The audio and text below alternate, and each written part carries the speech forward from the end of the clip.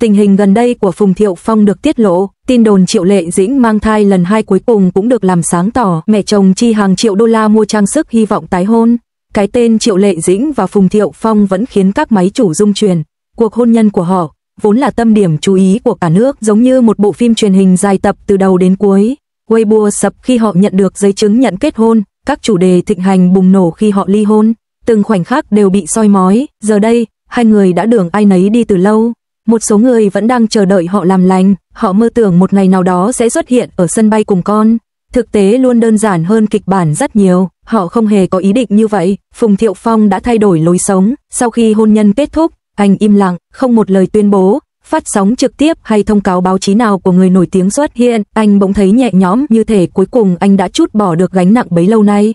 Đầu năm nay, có người chụp ảnh anh trên đường phố Bắc Kinh, tay trong tay đi dạo với một cô gái trẻ, bước chân của họ đều nhịp nhàng, ánh mắt tự nhiên, họ không hề cố gắng che giấu, bức ảnh không rõ nét lắm. Trên mạng, mọi người đều suy đoán liệu cô ấy là nhân viên hay chỉ là bạn bè. Không ai coi trọng chuyện này, những bức ảnh hẹn hò của họ do paparazzi chụp trở nên nhàm chán và nhạt nhẽo.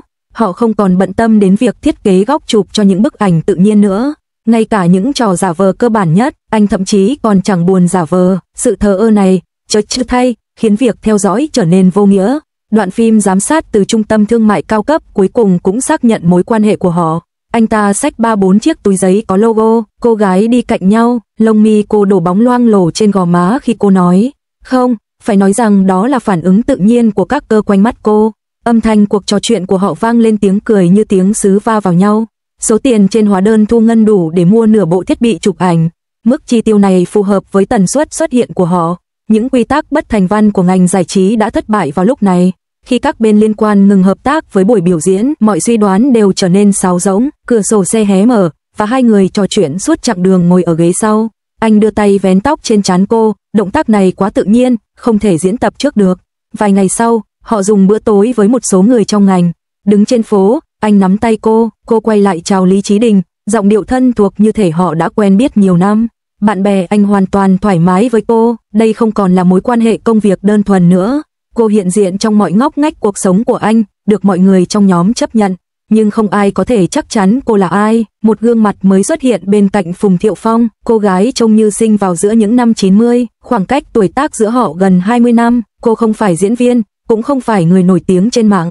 Cô không có mối liên hệ nào với ngành này. Có người nói cô là một nữ thừa kế giàu có người khẳng định cô là nhân viên công ty do bạn bè giới thiệu, và cũng có người khẳng định cô là một diễn viên mới. Những lời khẳng định này không có bằng chứng, anh chưa bao giờ chính thức xác nhận điều gì, chưa bao giờ phủ nhận điều gì, anh ấy cứ để máy quay ghi lại hình ảnh của mình. Anh ấy không xóa hay giải thích gì sau khi quay, cách tiếp cận này nói lên rất nhiều điều. Giờ anh ấy đang sống rất tốt, anh ấy có người bên cạnh, cuộc sống của anh ấy rất bình yên, anh ấy không cần những chủ đề thịnh hành để chứng minh điều đó. Anh ấy không cần sự công nhận của công chúng. Tống Huy Long đã thay đổi, trước đây, khi bị đồn hẹn hò với Lâm Vân, anh ấy luôn tránh ống kính. Khi hẹn hò với Triệu Lệ Dĩnh, anh ấy thậm chí còn kiểm soát góc độ khi giao tiếp bằng mắt.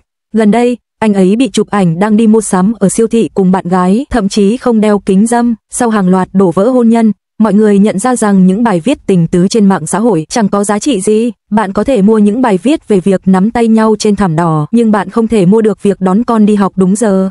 Bạn gái anh ấy luôn đợi anh ấy ở cổng khu chung cư, mặc áo hoodie màu xám. Không, cô ấy nên được gọi là hôn thê của anh ấy. Họ đã đăng ký kết hôn tại Cục Dân chính quận Triều Dương vào năm ngoái. Vào ngày Triệu Lệ Dĩnh quay phim ở Hoành Điếm, Tống Huy Long đang chọn sữa chua cùng con trai tại siêu thị. Sự chênh lệch múi giờ này khá thú vị, hai người từng đóng chung trên phim trường giờ đây sống ở hai múi giờ hoàn toàn khác nhau. Cô dồn hết thời gian cho đoàn làm phim, một nhà sản xuất cho biết lịch trình của Triệu Lệ Dĩnh rất chính xác đến từng phút, ngay cả giờ nghỉ uống nước cũng được đánh dấu là giờ tập dượt.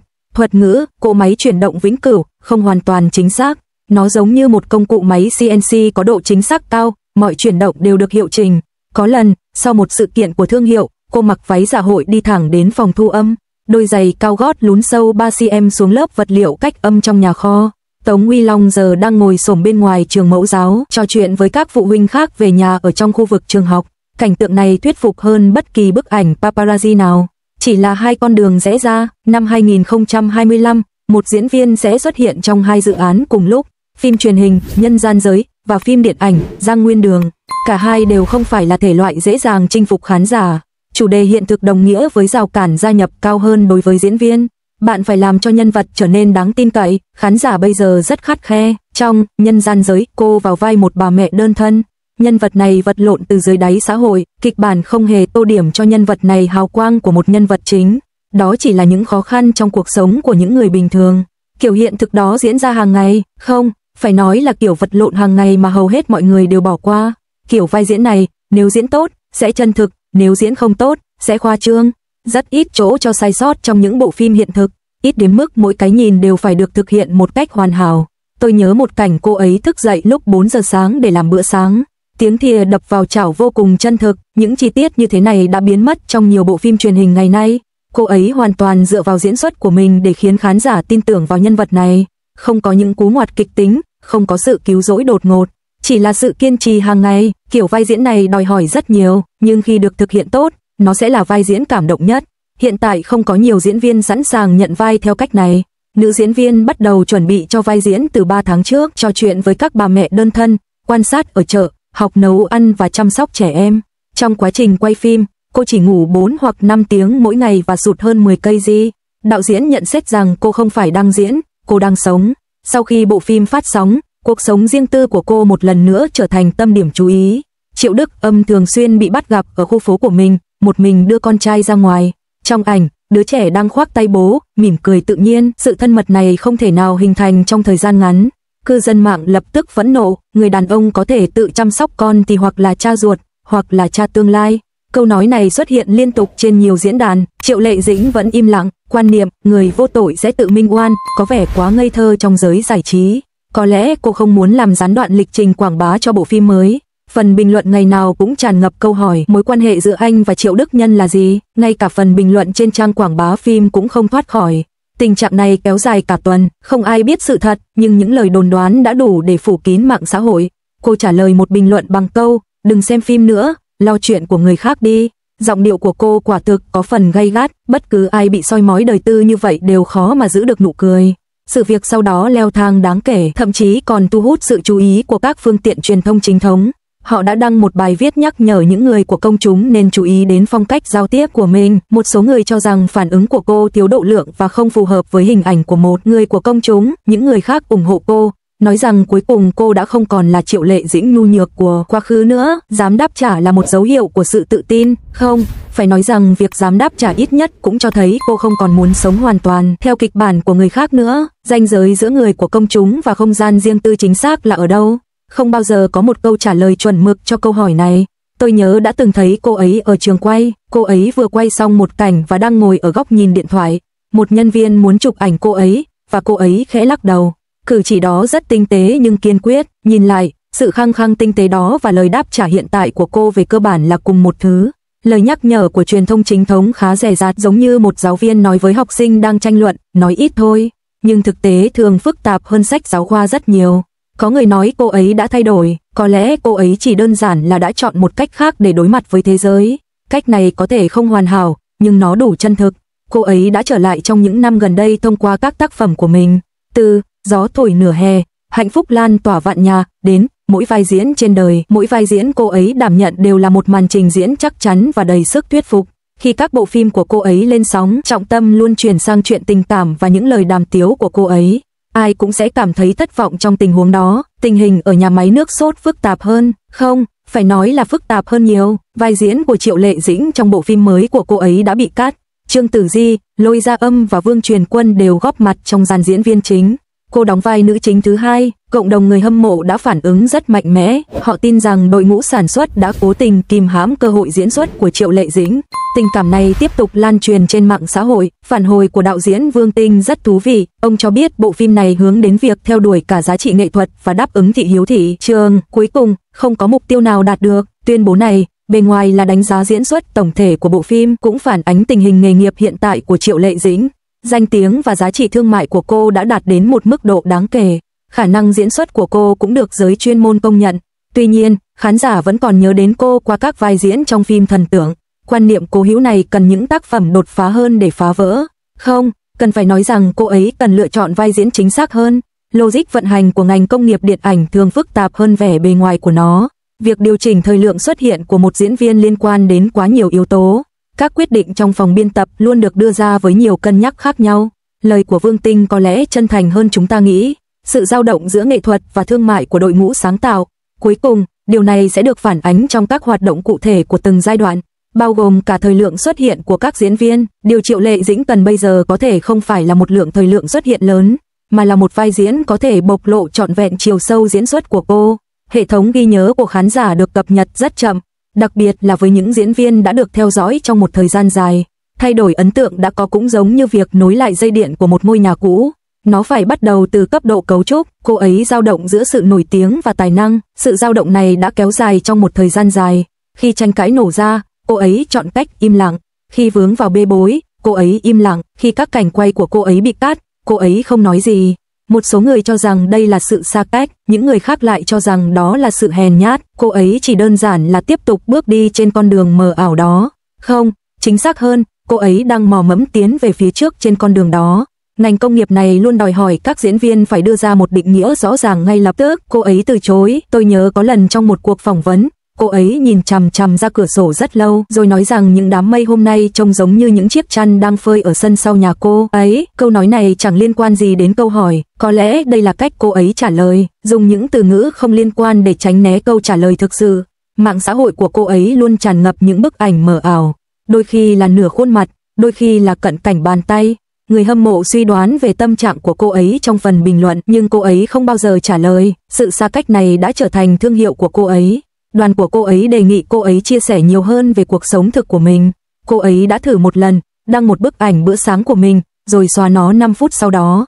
Có lẽ sự cân bằng không phải là thứ bạn tìm thấy, mà là thứ bạn phải chịu đựng. Giống như hồi nhỏ cô ấy học nhảy, cô ấy luôn mất thăng bằng khi xoay tròn. Giáo viên của cô ấy nói rằng cô ấy quá tập trung vào tư thế hoàn hảo. Sau đó, khi mệt, cô ấy xoay tròn một cách thoải mái và thấy mình đã ổn định. Đó có lẽ là trạng thái hiện tại của cô ấy, không còn cố tình tìm kiếm sự cân bằng hoàn hảo đó nữa. Cứ tiếp tục, những lời chỉ trích từ cư dân mạng không ảnh hưởng gì đến cô ấy. Cô ấy không chặn ai hay tranh cãi, mọi người có thể tự thảo luận. Tôi sẽ tiếp tục quay phim. Các bạn diễn của cô ấy đã thay đổi từ Trần Hiểu sang Vương Nhất Bác, rồi đến Triệu Đức Âm. Những cái tên trong tin đồn cứ liên tục thay đổi, cô ấy vẫn giữ nguyên thái độ đó. Sự thờ ơ với những ý kiến bên ngoài này đã trở thành nền tảng cho sự thành công của cô ấy trong ngành. Không, nên gọi đó là một lợi thế. Trong khi những người khác bận rộn làm rõ và giải thích, cô ấy vẫn tiếp tục làm việc. Thái độ này quả thực rất hiếm gặp ngày nay. Tin đồn rồi cũng sẽ lắng xuống, chỉ còn lại công việc. Triệu Lệ Dĩnh và Phùng Thiệu Phong từ lâu đã rẽ theo hai hướng khác nhau. Trong khi cô làm việc không ngừng nghỉ trên phim trường, anh lại đi hái cà chua ngoài chợ. Sự so sánh này nghe có vẻ vô nghĩa, nhưng nó đúng là có thật. Có người đã tính toán rằng Triệu Lệ Dĩnh đã dành 287 ngày trên phim trường vào năm ngoái, trong khi Phùng Thiệu Phong chỉ bị chụp ảnh vài lần. Không, lẽ ra phải là các tay săn ảnh đã chủ động từ bỏ việc bám theo anh ấy. Từ tái hôn, giờ đây đã trở thành một từ thay thế đầy cảm xúc cho khán giả. Đâu là những tấm gương vỡ được vá lại trong đời thực. Họ đã biến cuộc đời mình thành hai đường thẳng song song. Một bên là thảm đỏ và rating, bên kia là siêu thị và bãi đậu xe. Chúng ta luôn thích viết kịch bản cho cuộc đời của người khác. Thực ra, chúng ta thậm chí còn chưa thuộc lòng lời thoại của chính mình cho ngày mai. Những lời chia tay của người lớn không cần nghi lễ, chia tay là chia tay. Đám cưới ngày ấy quả thực như chuyện cổ tích, Lọ Lem và Hoàng tử đã đến với nhau ngoài đời thực, nhưng không ai kể cho khán giả nghe mặt trái của câu chuyện cổ tích. Mọi biểu cảm trên màn ảnh đều được phóng đại, việc ra ngoài mua đồ tạp hóa có thể được miêu tả như một cuộc khủng hoảng hôn nhân. Cuộc sống như vậy quả thực ngột ngạt. Giờ thì tình hình đã khác. Triệu Lệ Dĩnh vẫn là Triệu Lệ Dĩnh, Phùng Thiệu Phong vẫn là Phùng Thiệu Phong, cả hai đều đã trở lại con đường riêng của mình. Trạng thái này thực ra lại thoải mái hơn. Ngành giải trí có một logic vận hành cố định, nếu bạn lùi một bước, người khác sẽ tiến một bước. Cách Triệu Lệ Dĩnh xử lý vấn đề này rất thẳng thắn. Nếu bạn không cho tôi diễn, tôi sẽ để diễn xuất của mình tự lên tiếng. Khi Nhân gian giới kết thúc phát sóng, một số kênh truyền thông chính thức đã đưa ra những bài đánh giá. Họ nói rằng cô đã khắc họa hoàn hảo sự kiên cường của những người phụ nữ xuất thân từ tầng lớp thấp, gọi đó là dấu hiệu của một sự chuyển đổi nghề nghiệp thành công. Những lời lẽ in trên báo chí còn ý nghĩa hơn nhiều so với những chủ đề thịnh hành. Tác phẩm của cô ấy tự nói lên tất cả, giờ nhìn lại, những lời đồn đại đó đã qua lâu rồi, không được làm rõ, mà bị lãng quên, khán giả chỉ nhớ những gì thực sự quan trọng. Phùng Thiệu Phong đã vắng bóng trên các chủ đề thịnh hành một thời gian dài. Anh đang đẩy xe đẩy hàng, chọn đồ tạp hóa ở siêu thị. Bạn gái anh đứng cạnh, trò chuyện về việc tối nay ăn gì. Cảnh này thật bình thường đến nỗi khiến người ta quên mất anh từng vào vai Lan Lang Vương. giờ anh chỉ là một người đàn ông trung niên bình thường. Có người nói anh đã hết thời, cụm từ đó mang hàm ý tiêu cực trong ngành giải trí. Nhưng hãy nhìn những bộ phim của anh, chúng vẫn được phát lại trên các nền tảng phát trực tuyến.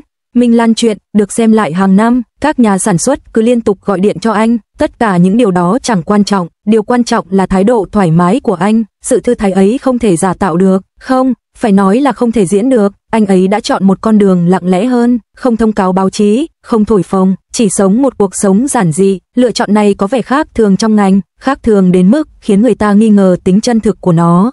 Nhưng đó chính xác là những gì anh ấy đã làm. Những vết đỏ do túi ni lông siêu thị để lại còn thuyết phục hơn bất kỳ bức ảnh chỉnh sửa nào. Anh ấy bị cuốn trôi thì sao? Trông anh ấy thực sự hạnh phúc. Triệu Lệ Dĩnh và Phùng Thiệu Phong đều trông rất thư thái. Bầu không khí thư thái này chân thực hơn những cảnh quay cố định trên thảm đỏ. Người ngoài cuộc luôn có xu hướng viết kịch bản cho những câu chuyện về người nổi tiếng. Họ áp đặt kỳ vọng của mình lên cuộc sống của người khác. Bạn cảm thấy đó là một cái kết đau lòng. Người trong cuộc có thể đang tận hưởng sự nhẹ nhõm. Bạn than thở về bước ngoặt đáng tiếc. Họ đã bước sang một cuộc sống mới. Sự nghiệp của Triệu Lệ Dĩnh không cần hôn nhân để củng cố. Sự nổi tiếng của Phùng Thiệu Phong không phải nhờ scandal. Cả hai đều đang đi trên con đường riêng của mình. Họ đã thành thạo nghệ thuật sống từ lâu. Cuộc sống không phải là phim truyền hình dành cho cư dân mạng. Năm nay, thay vì chờ đợi tin tức hàn gắn trên Weibo, tốt hơn hết là nên xem phim mới của Triệu Lệ Dĩnh. Cô vào vai một người mẹ trong Nhân gian giới và cuộc đấu tranh đó. Hoặc xem một số phim cũ của Phùng Thiệu Phong, diễn xuất của anh ấy thực sự ấn tượng hồi đó. Không, tôi phải nói là bây giờ vẫn ấn tượng, câu chuyện của họ đã qua lâu rồi, không còn trên tờ giấy đăng ký kết hôn nữa. Mỗi tác phẩm là một ghi chú nhỏ cho cuộc đời họ. Máy quay ghi nhớ những gì nó cần ghi nhớ, diễn viên cuối cùng cũng lên tiếng thông qua vai diễn của mình.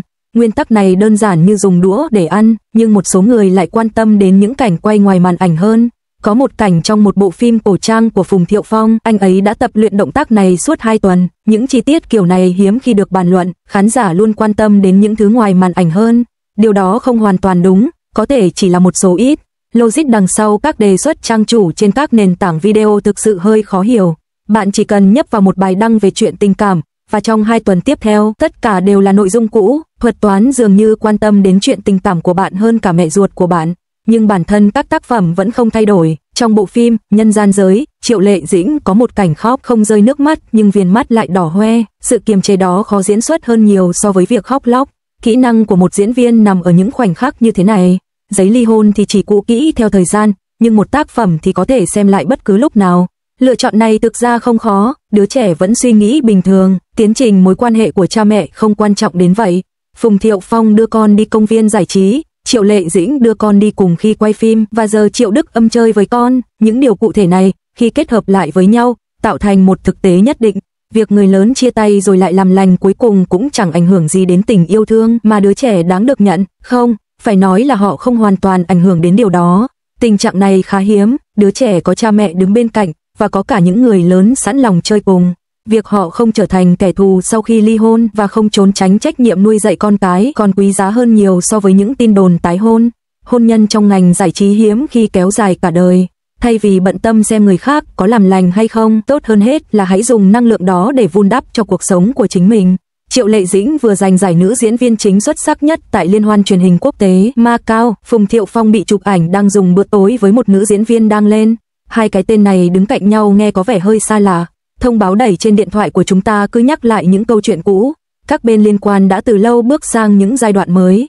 Tuy nhiên, khán giả vẫn bị mắc kẹt trong quá khứ. Không, phải nói là chúng ta thường hay đắm chìm vào câu chuyện của người khác.